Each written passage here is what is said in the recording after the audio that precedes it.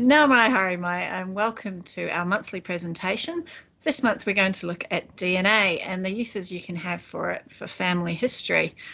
There's a lot of talk about DNA, there's a lot of promotion of it for your ethnicity estimate and finding out where you come from and those sorts of things, but we're going to look at it more specifically for family history. And I've pitched this as being aimed at the skeptics who haven't necessarily tested because they don't yet see the value in it. And so I'm trying to make the argument this evening for its value.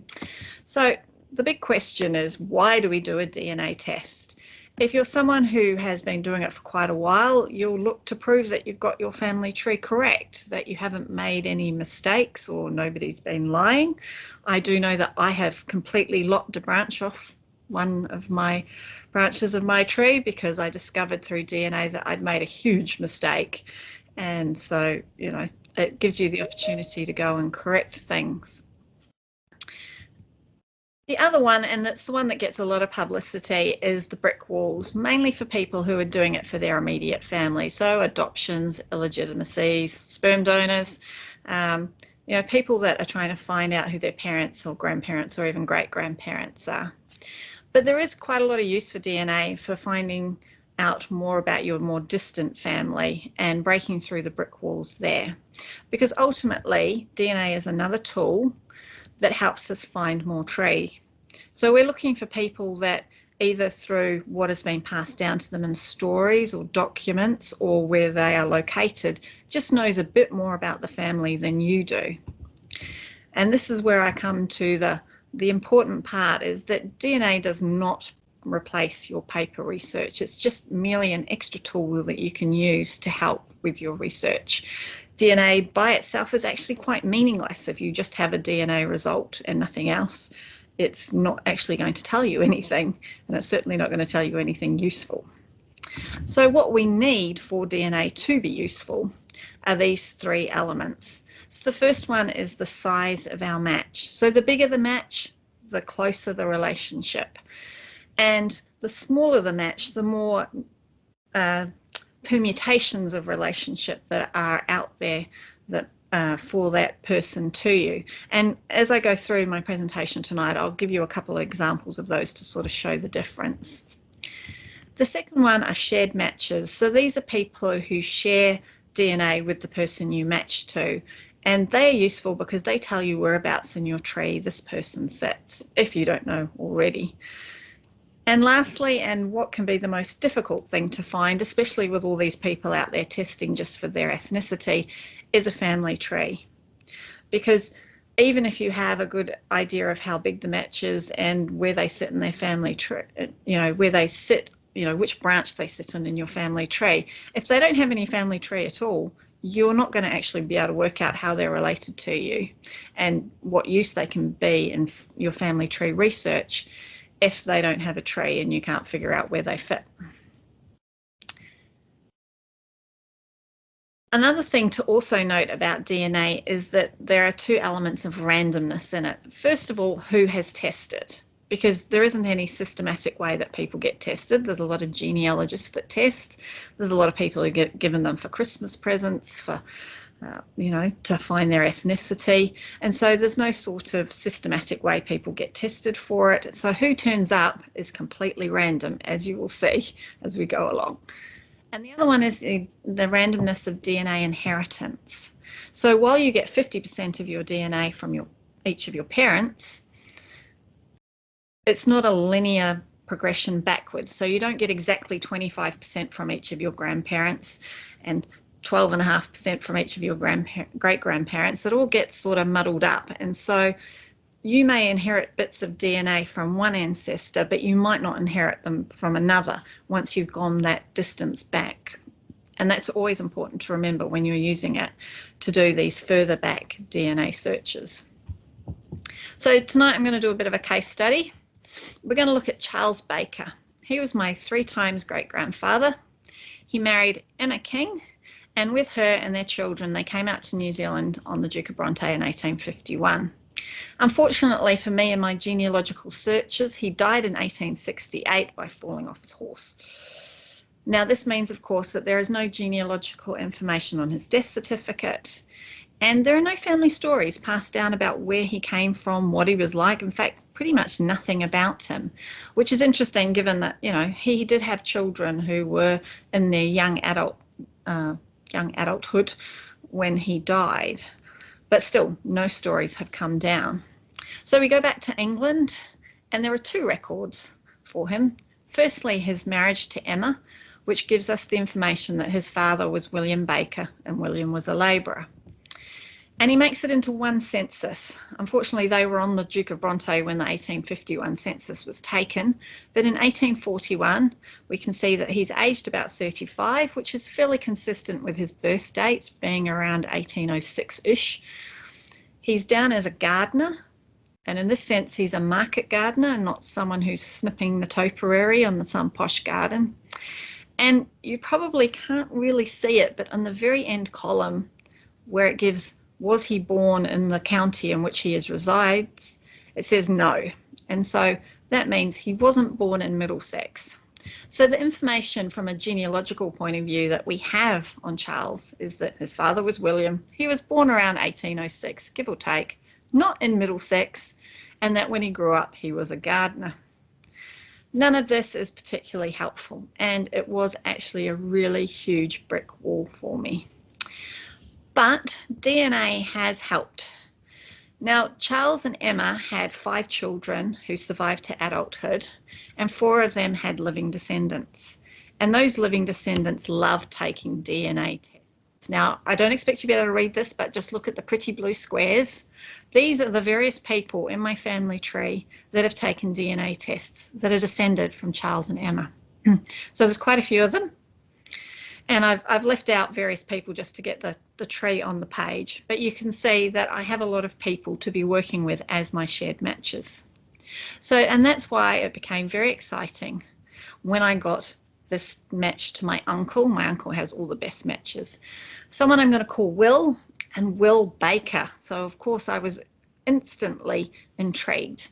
Now he matches my uncle at 35 centimorgans, and you can see from this table taken from the DNA Painter shared centimorgan tool that there's quite a few different relationships that this could be, and some of them can be quite near and quite distant. I mean, we go from a first cousin 3 times removed out to an 8th cousin or more.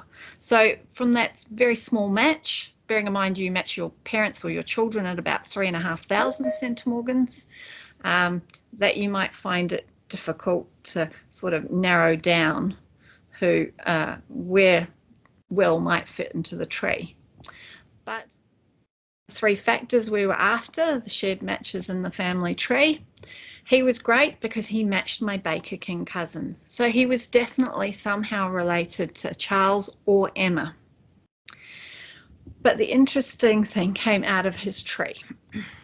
It was completely missing his father's side.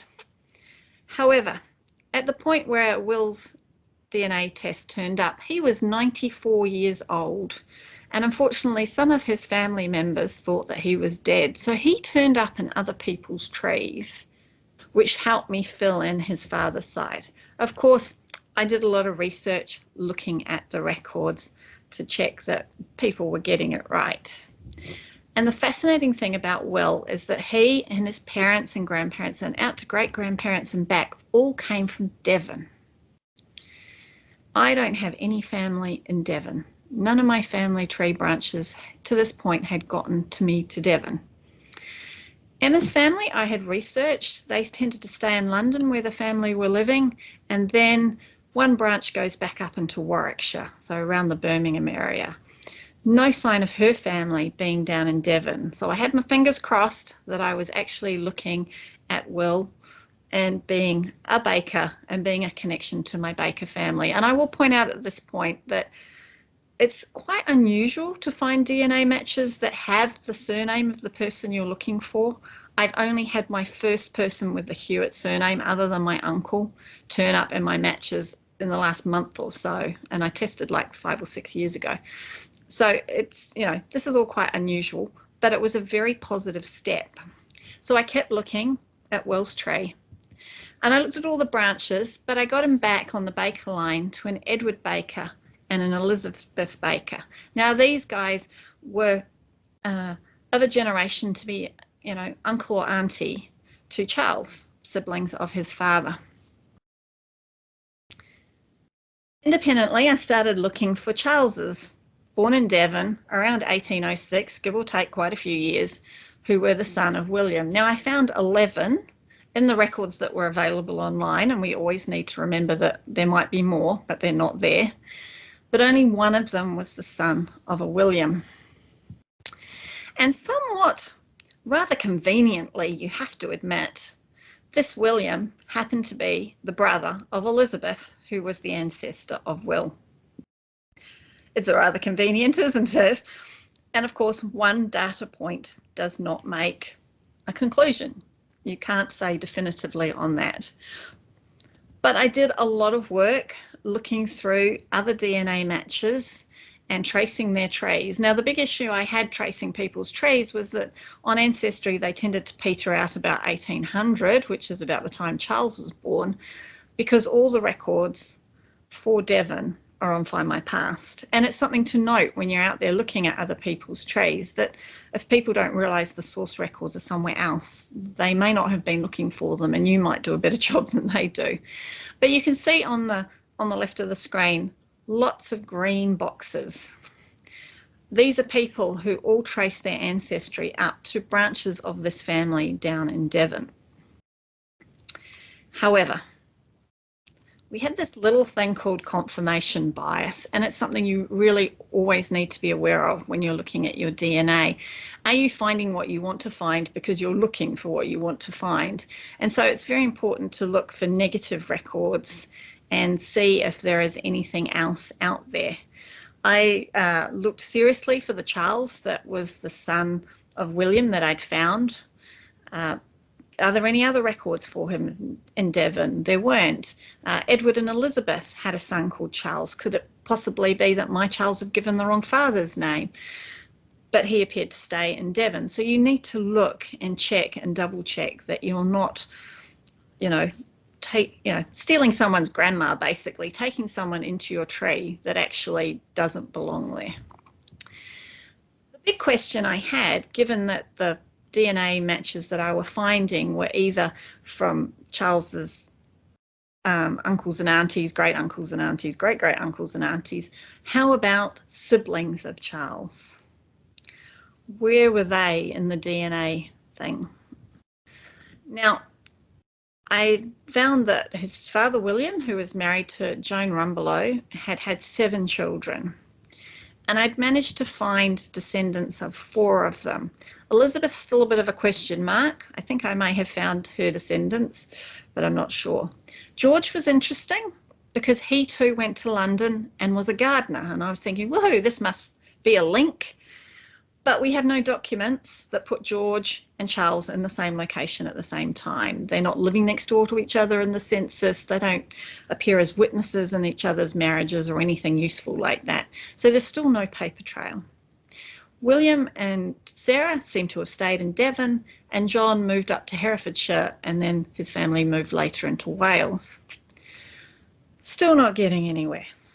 But then we got another DNA match. A new one popped up, matching my uncle at 81 centimorgans. And you can see here that there's a lot less options for the relationships at 81.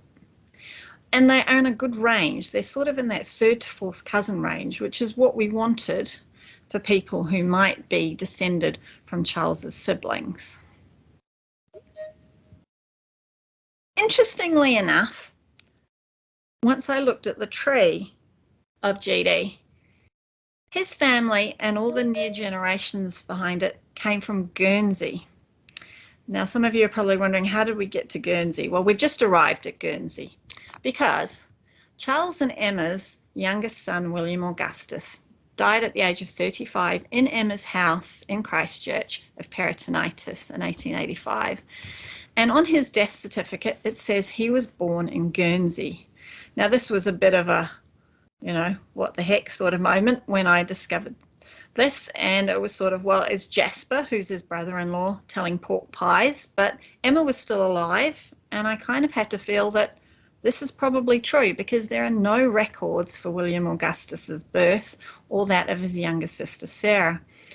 And so maybe they were born on Guernsey. Now, I have pursued this a little bit, but it was in the middle of COVID, and someone did search some parish records for me and didn't find anything. So we're still at a bit of a paper-free zone on Guernsey, but it's there in the mix. Now, I went looking through GD's tree, and of course they had some bakers in it, which is always very exciting. But I kind of come a cropper because the George Charles Baker, and that's a good sign because there's a George and a Charles who could potentially be his uncles. He, in many of the trees online, his father was given as William. And this is where I have to admit not taking my own advice. I have done a presentation, Other People's Trees, about checking the records. Did I do it in this case? Well, it took me quite a while. And that's when I discovered, by finding George and Amelia's birth record in Hampshire, which is also on Find My Past, that his father was not William, but Richard Baker, a furniture broker who lived in the Channel Islands on Guernsey. And so it takes us to the 1881 census to discover that Richard was born in Devon. All the other censuses say he was born in England only. And when you look through the censuses, his age seems to vary quite a bit. The 1851, I have looked at it, and it seriously does look like he's 69, but it is the right family and it's definitely not the right age. So he's born somewhere between 1811 and 1807, and that fits him in quite nicely to potentially be Richard, the younger brother of Charles. But of course, this is one data point again. And so I did a little bit more searching through the records, built out Richard's family tree, and I discovered, the green boxes, DNA matches that are all belonging to Richard. So I am fairly confident now that I have Charles's family. But DNA is the glue holding this all together. I have not yet found any documents that pull it together, and I'm not really sure I'm going to. This family were not landed enough. They didn't own any property. They weren't rich enough to have left the extra records that I might hope to find. And Devon, of course, has the issue that the Exeter Records Office got bombed in World War II and lost a lot of information. But we are in a new location, Devon, and nobody else is there, so I'm not conflating it with any other branches of my tree. And I have acknowledged that there is confirmation bias, and I've done as much research as I can think of to do to negate it. I have looked for people to disprove my theory, and it's a really important aspect to do. What I will have to say in summary is that I do believe that I'm right, and I've slotted Charles in there for now until I find some evidence that he doesn't belong there. And I'm still open to the option that he might not belong there. But there is no other trace of Charles born in 1807 in Ottery St Mary in Devon. So fingers crossed, I've got it right, and the DNA has led me down the right path. I will point out one last thing. There's a really advanced DNA technique called chromosome mapping. Now, you can't do it from Ancestry because it doesn't allow you to chromosome map your matches. But a few of the matches that I've had to the various cousins have had their DNA on other websites like MyHeritage, Family Tree DNA, and GEDmatch. And so I have been able to map them, and this is on my uncle's side. So on the top two bars there, the big pink one and the little teeny tiny pink one, these are some of my Kiwi cousins who are descended from Charles and Emma. The next two bars are matches from Devon, and the bottom one is one from Guernsey. So I'm quite sure that while there might be something that pops up in the tree that says that I have somehow made a mistake and linked into the tree maybe a little bit differently, the chromosomes are saying that all these people are related to each other, and therefore the link has to be somewhere. So, in conclusion, DNA can be very useful for figuring out distant brick walls. Now, the example I've used tonight very much has DNA as the glue, but you might discover through the DNA that actually you're finding records that can help prove a scenario that you've been working on. And so it can be really useful and a really useful extra tool to add into your research toolkit. Has anybody got any questions or comments that they'd like to make, or talk about successes they've had using their DNA? Nanette, got your hand up. You can turn, if anybody wants to turn their camera on, they can. Thank you. I found that very interesting, and I'm similarly searching a brick wall about the same distance back. On the slide where you had the chromosome match, does it need to begin or end at the same point? No, because of the randomness of inheritance, everybody's going to have inherited a slightly bit. It's usually you're more looking at the stack. Right. My knowledge of chromosome mapping is very, very small. I'm just going to put that out there. But a lot of people use it as a technique because they want to figure out which ancestor this bit of DNA came from. Yes. And so that I think is kind of the ultimate aim out of chromosome mapping. But it can be a useful tool if you have the chromosome map details to map them and see where it suggests they might fit in your tree if you're, not getting any shared matches with them. But it is an advanced technique. Thank you. Who's tested? Am I preaching to the converted tonight, or are there people out there that haven't tested? Tricia? Yep, I've tested, and I was fortunate to be able to test mother and dad before they died, so that's been really useful. My husband tested last year with me again with Ancestry, and we discovered that his grandfather wasn't his grandfather. Yes. And that's a bit tricky. It is. And that was a slide I was meaning to put in the presentation and completely forgot about, is the fact that you do run the risk of having things that you weren't expecting turn up. And you've got to be a bit careful about how you tell the family. Yeah, it's definitely a very sensitive issue. I mean, in the Getting It Right, which is the introduction to DNA, it talks about how, you do need to be careful. Yeah. But he had a really good second cousin match, like 235 centimorgans.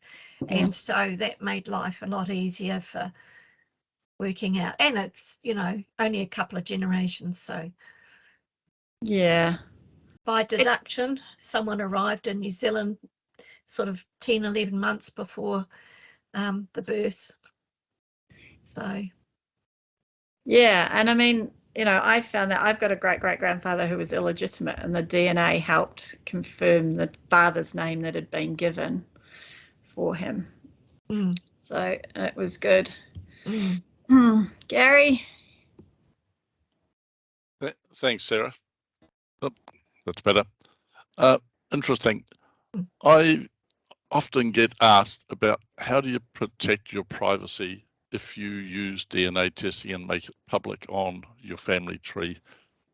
And I think there is a fear out there for a lot of people, and their reluctance to actually get tested, that their DNA is going to be propagated all around the world and used by anybody and everybody everywhere. What are you aware of in terms of being able to protect that data once it's actually been tested and put on your tree? Can you or not? Well, there are sort of two aspects to it. People have a lot of concerns about their data being sold, and so the way to avoid that is to make sure that you've opted out of any research projects or anything like that. And so in the settings in your test, you should be able to go in and see what you've opted in and out of. In terms of the DNA being out there, it is kind of just out there. And people, Ancestry will allow you to make it private, but you won't see any matches. So some people sort of turn it on and off. And, people often find that if they've made an unexpected discovery, like, their father's not their father, that their near matches, which have turned up as, say, half siblings, their results disappear because they've made them private. So that's an option for you if you're worried about it. It kind of people need to quantify more what they're worrying about. Yes, agreed. Because the only 2 of the sites allow law enforcement to use it. So on GEDmatch, you have to opt in to law enforcement. So I have my mum and my uncle and me that I look after, and I've opted in for me, but because I haven't asked my uncle or my mother, I have not opted into the law enforcement side for them. Family Tree DNA is the other one that does, and I'm sure there's the terms and the conditions. And the other thing you also got to appreciate is the genealogical community are quite well connected, and that if they did anything wrong, we'd hear about it, and it would be out there, and it'd be around the world, and they just won't do it because they know how much we're worth, if you get what I mean. Well, and I think the example of GEDmatch there is a really good example, because, in fact, when they did do the Golden State Killer and they said, well, we were a part of that, suddenly they lost hundreds of thousands of data points because people just took themselves right away from it and said, we don't want to be a part of this. So the genealogical community is actually quite powerful in its own little way. Yeah. And I mean, GEDmatch, changed it to opt in. And I know that here in New Zealand, they are looking into, rules, laws, regulations, whatever they're going to plan about using these, what they call direct-to-consumer DNA tests for tracking down criminals. But we don't have that here in New Zealand.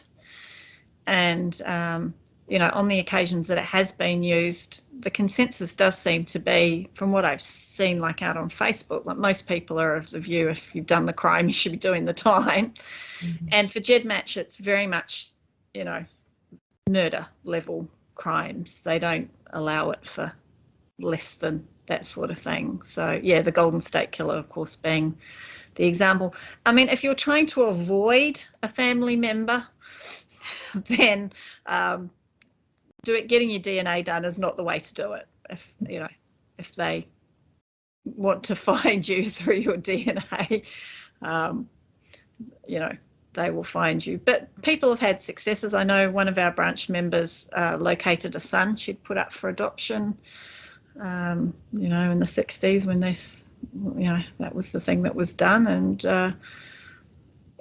you've just got to weigh up what it is. But it's a difficult question because people's ideas are often dictated by what they're seeing in the media, and the media is not always telling them specifically, and so they have these, they're not quite sure what they're afraid of. I mean, there's a few things coming up in the chat, so I should probably answer some of the questions.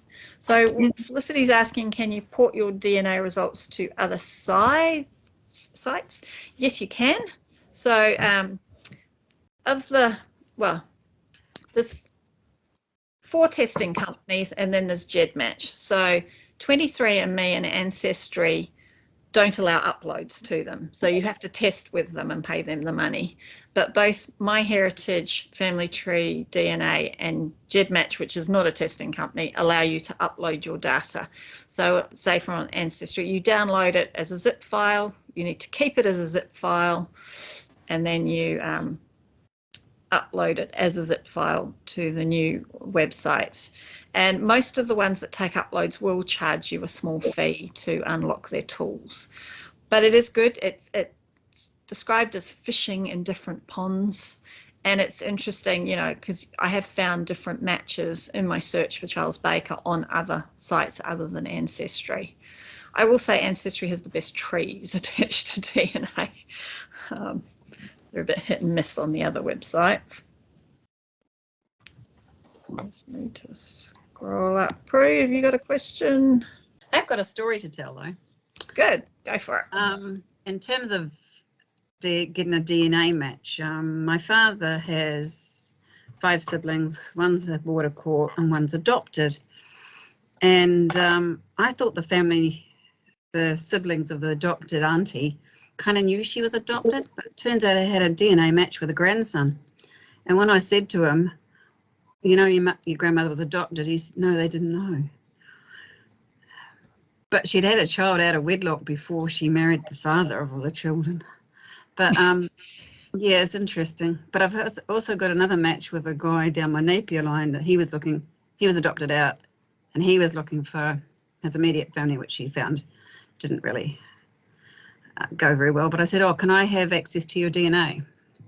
So he's let me, because I hopefully will give him some more information about that line of the family, which I have heaps of information on, because it was a large family. So yeah, so hopefully I can smooth over his unpleasantness with his immediate family. Yeah, it's hard, you know. There's not necessarily happy endings on these things like we see when they're out busy promoting the testing companies. You know, sometimes the families do not want to know.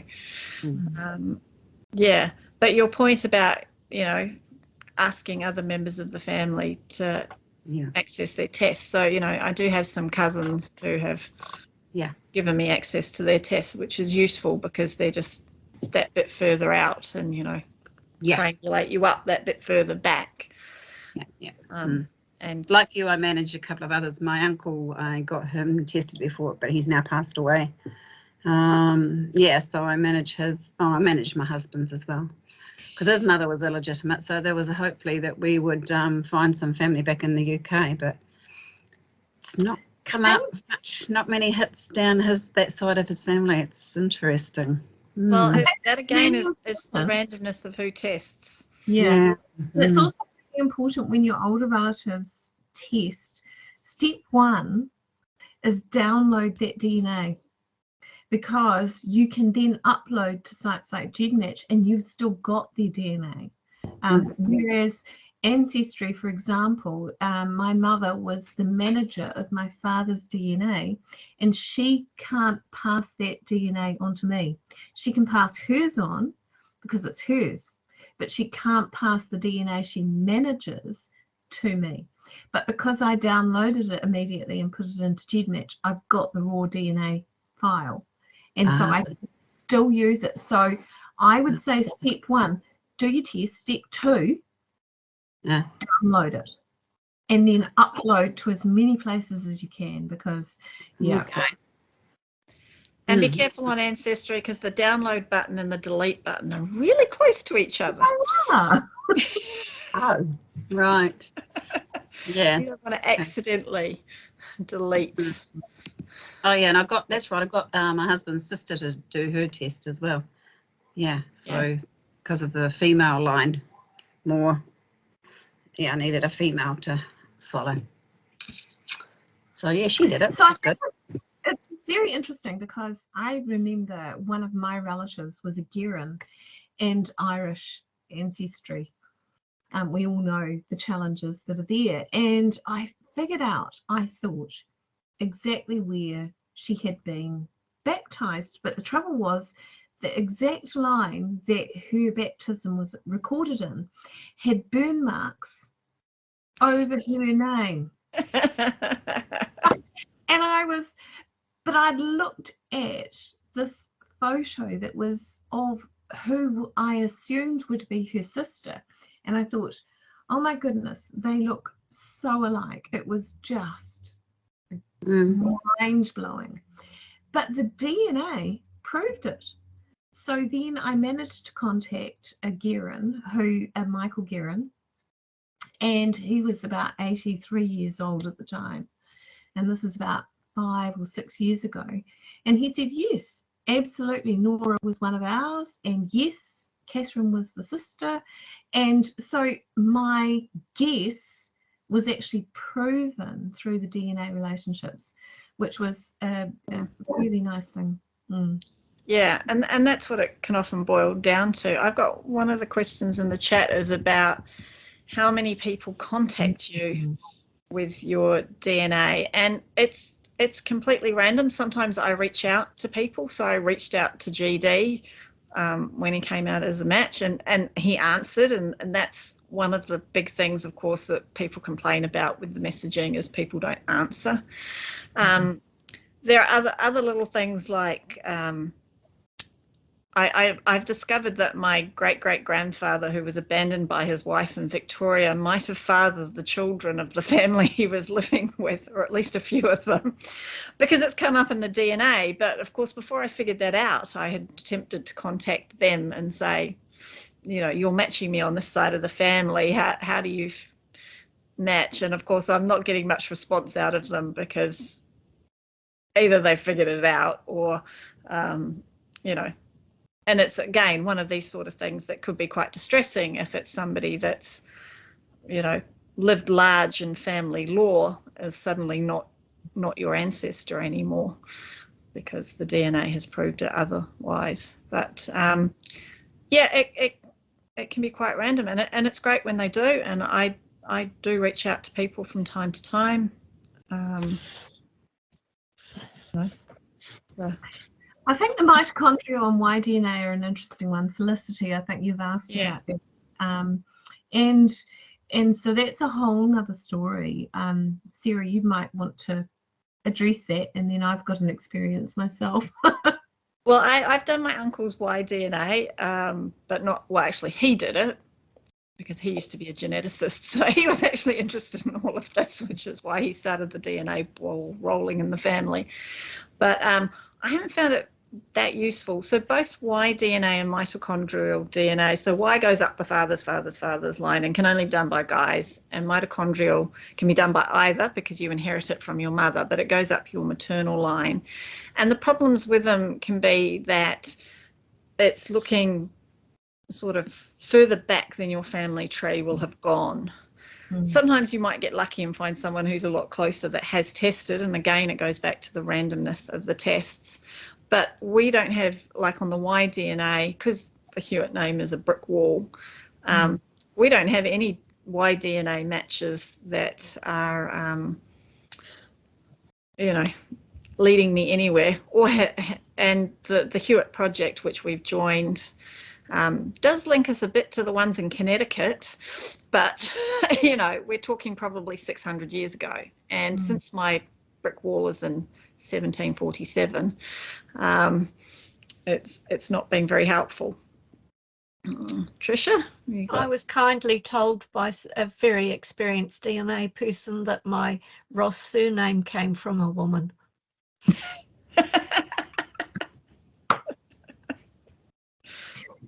Well, we tested my younger son because I was interested in the Whitlock name and where it went, because I was really struggling to get back beyond about 6-7 generations. And I thought, well, okay, Y-DNA is most useful for excluding. So what it will do is, if you're not related to someone, that will show. The connection won't be there. The very strength of Y-DNA and mitochondrial DNA, which is that they're very stable and they don't change over time, is also its hugest challenge, because you can be talking hundreds and hundreds of years.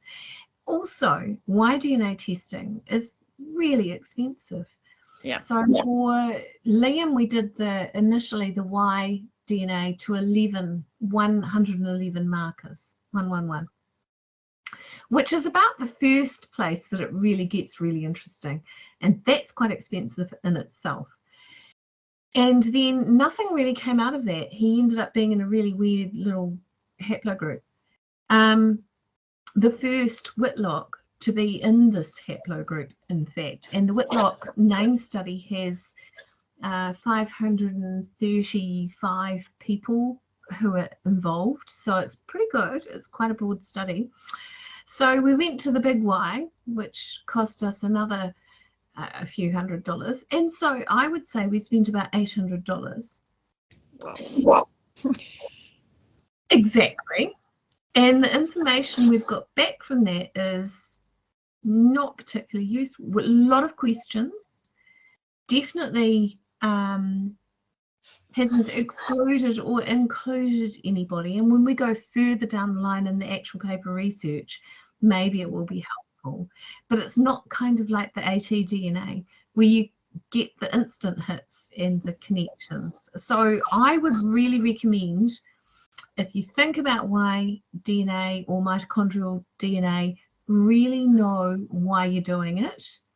really figure out what it is that you want to get from it, and make sure that you would get that kind of information. They're expensive tests and they don't necessarily really help. Yeah, they're just too far back. I mean, my uncle, his nearest matches, which are still have a genetic distance of 1, which means that they could be thousands of years back. They all have the surname Nation or Notion, and that's quite intriguing to me. That you know, somewhere up the line there might be. Well, it could be in the only year matches, 1400 for all I know. exactly, and our only matches for Liam are De Vries, which there's nothing that we can find that would be De Vries, but also Ashkenazi Jew. And we just have nothing that would lead us to that kind of, but geographically, if you go 800, 1,000 years ago, possibly. Yeah, it is. Well, So my dad's Y all goes to a German name Feist, that's interesting. and there's many of them that have the same haplogroup as my dad. So it was good doing his Y DNA because, you know, he was 95 at the time. Yeah. And I would point out that that's exactly right. So right now, we're not perhaps getting the revelations we thought we might, but who knows what happens in the next 10 years. So Yeah. it's great to have that stuff there. Yeah. But I mean, I have to say that you can get, I mean, I've had confirmation of my tree out quite a long way with autosomal DNA.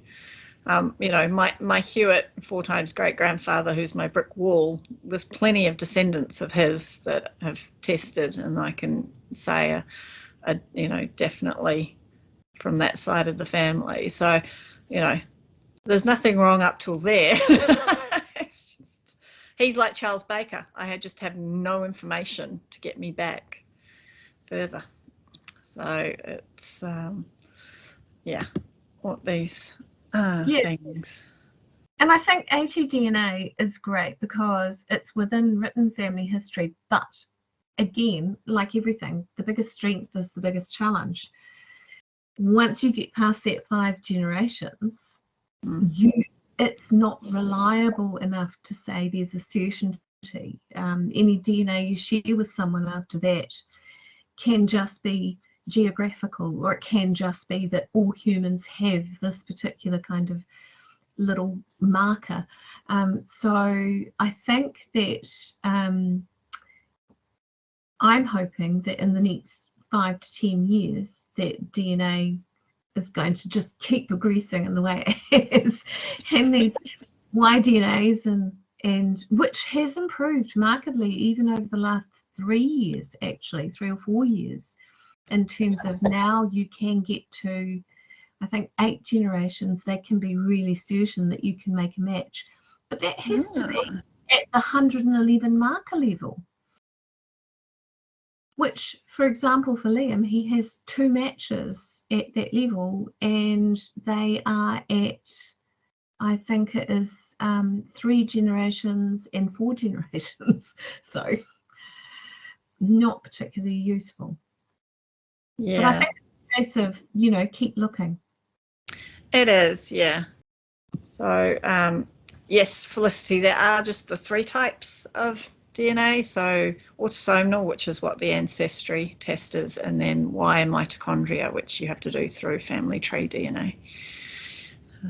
They're the only ones that test for it these days. So, but, you know, it's exciting. And I have to say, when I saw my uncle's results, because he, you know, we were over at his house one Sunday for lunch, and he says, "Oh, I've got my test results back," and I'm going, "What? You done a DNA test?" And I'm reading down the list, going, "Oh yeah, I know who that is, and I know who that is," you know, because they were people I'd been researching with, but still quite a few that I have yet to figure out. My GD match on my Charles Baker and a few of the other Devon cousins matched this huge group of people in the United States who I think the common ancestor is somewhere about 1720, but I have not cracked it, and neither of any of them. Because well, we located my mother's second cousin, who she had lost track of, which was amazing, and that was through DNA. And we have found a whole branch of the family in Canada, which is really exciting because we wouldn't have known about them without DNA, because the link is one of 7 George Thomases who this particular George Thomas seems to have been relatively sociable. So we have unexpected branches that have popped up, and it's been great. We've made the connections, and it's another part of the family. Yeah, you do find interesting things, because they lead you. I mean, especially with my Irish research, I have to say that I've not necessarily found like the births, deaths, and marriages records for people, but I've found other records like land records and things that link people up, and then the DNA has kind of confirmed you're in the right ballpark with it, to the point where I discovered that my great-great-grandmother, who immigrated out to New Zealand with her newly married husband and had her parents follow her, but actually her grandparents had immigrated to Australia 20 years previously. And that after me sitting there thinking that, you know, she's the first of the family to get out to the Antipodes, has actually been a bit of a, actually all her grandparents and half of her uncles and aunties were already out in Australia, because her father was one of the ones that stayed behind. So, you know, there's interesting little snippets of tree that you can sort of just pull together, because the matches have to be, you know, they're building their tree up and you're building your tree up, and you just find that link, and that's what it's all about, really, finding the records. Well, we've got to 8 o'clock, so I think I will wrap up unless there's any last questions or comments people would like to make.